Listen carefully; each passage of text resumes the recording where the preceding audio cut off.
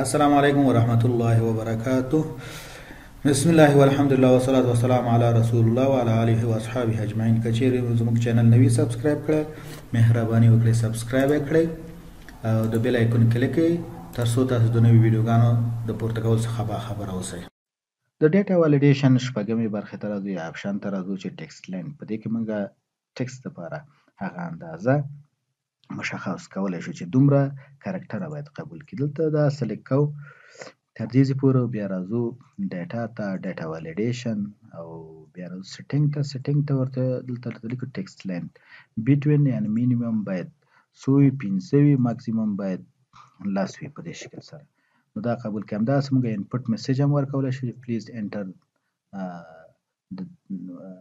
د دې او د دې ترمنځ د 10 کرکټره 15 نو ته لیکم چې پلیز type between 5 and 10 character 10 character. همدغسې موږ دا دغه ورکوو د الارت هم ورکولی شو. دلته راځو ورته لیکم چې مثال کنټرول وي، ورته وایم چې character must be between دې او دې. اوس ورته وایم چې اوکې. ګوره موږ ورته ویل چې 15 کمه 15 او زیاته 10. اوکې. دلته راځو په دې شکل سره زه ورته وایم چې یو شی اډ ټایپ کوم لیکم چې عبدالحبیب.